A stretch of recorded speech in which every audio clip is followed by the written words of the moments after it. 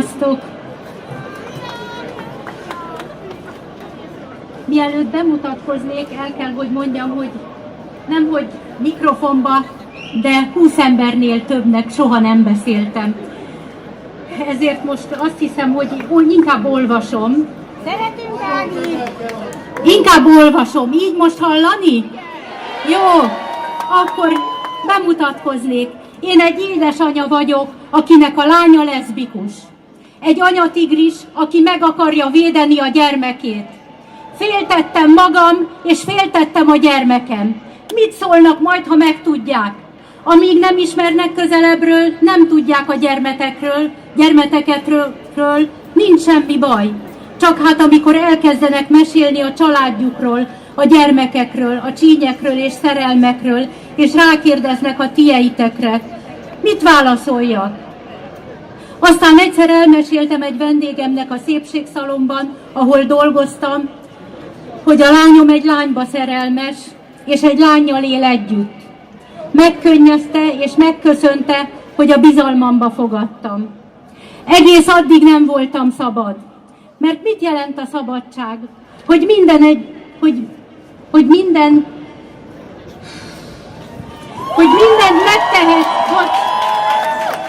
mindent megtehetsz, amivel másnak nem ártasz. És kinek árt a te gyermeked azzal, hogy egy azonos nemű embert szeret, vagy más neműnek érzi magát, mint akinek született? És kinek ártasz te azzal, hogy a te gyermeked így éli meg jól az életét?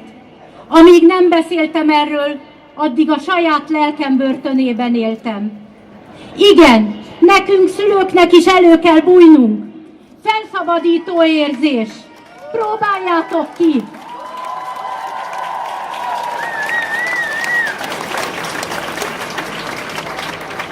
Elő kell bújnunk, hogy példánkkal és tapasztalatainkkal segítsünk azoknak a szülőknek, akik nem tudják, hogyan birkózzanak meg a számukra új identitást vállaló gyermekük elfogadásával, és nem tudják, hogyan álljanak ki mellettük.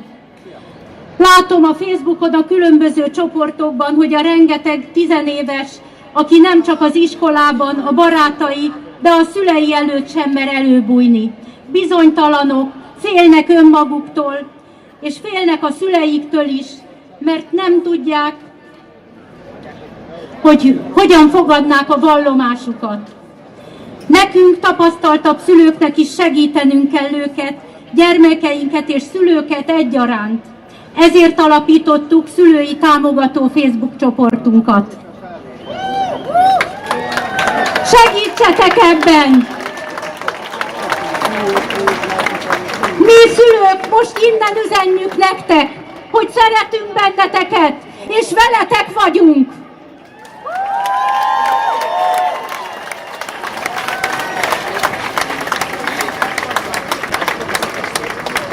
Nagyon fontosnak tartom a társadalmi szolidaritást. Vallom, hogy az együttérzést, az elfogadást, a befogadást a gyermekekkel kiskorúktól kell megértetni, és természetes viselkedésükké tenni.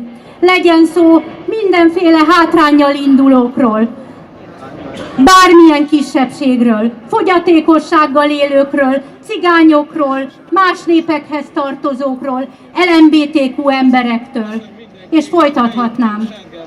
Ezt a szemléletet kellene példaértékűen átadni a közoktatásban is.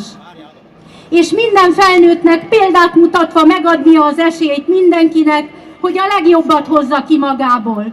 Ha a gyerekeknek a maguk érzelmi és intellektuális szintjén magyarázzuk el a világot, nem okozunk neki kárt. Éppen ellenkezőleg.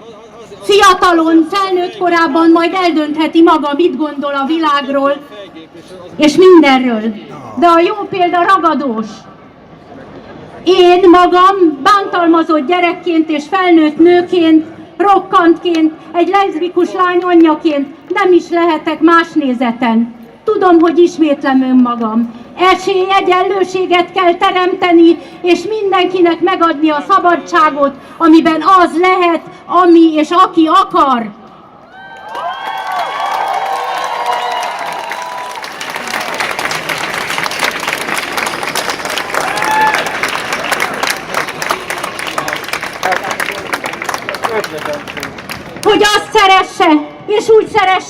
akarja, mert ezzel nem árt senkinek. És csak áll probléma, hogy a felnőtt szülő mit mond a gyerekeknek, ha az meglát egy meleg párt kézenfogva sétálni, és megpuszilni egymást. Mert a gyerekeknek két egymásra mosolygó, két egymás iránt szeretetét kimutató ember nem szexust jelképez, hanem két ember, aki becsüli egymást.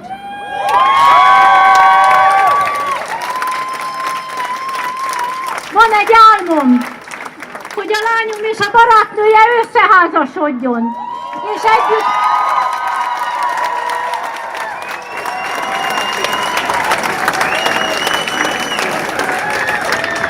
együtt éljenek, és együtt nevelhessék a gyerekeket, és mi együtt lehessünk szivárványcsalád, gyerekek, anyák, nagymamák.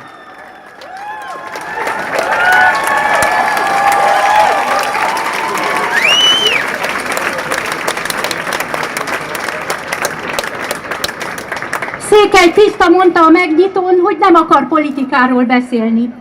Én sem, de nem lehet kikerülni. Dragomán György így írt erről az LMBTQ történeti hónap alkalmából. Tudod, a remegőkézre nincsen paragrafus, meg a fáradtságra se. Meg arra se, amikor azt érzed, hogy a léted minden pillanata egy politikai tett.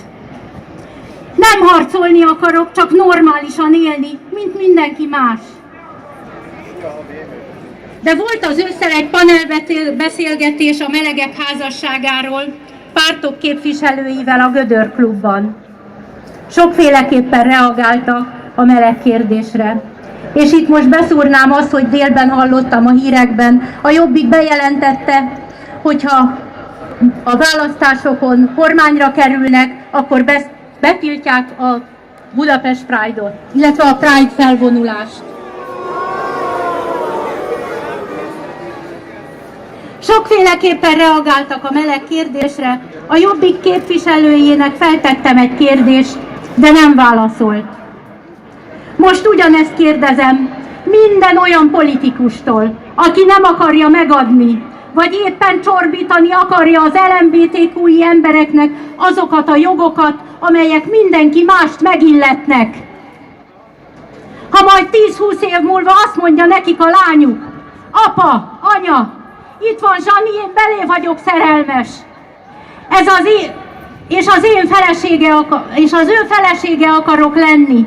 Családként akarunk élni, és együtt akarunk gyereket nevelni. Te milyen törvényeket hoztál, és írtál alá, amik engem, a lányodat kirekesztenek azokból a jogokból, amik neked megvannak? Miért nem engeded, hogy szabadon szeressek, és hogy a te mintádra bárki belém rúghat, mert a hozzád hasonlóktól ezt látja? Mit fogtok ti, politikusok, válaszolni nekik?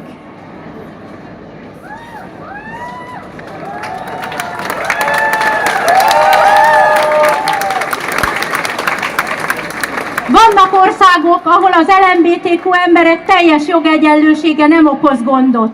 Sem a kormányoknak, sem a polgáraiknak. Szerencsére hosszú lenne a felsorolásuk. Pár napja Németországban is ez a helyzet. És majd talán rövidesen Franciaországban is ez lesz, mert a francia forradalom jelszavai Európában még mindig érvényesek. Liberté, égalité, fraternité.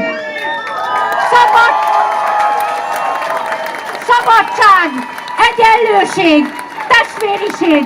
Mi is csak ennyit kérünk.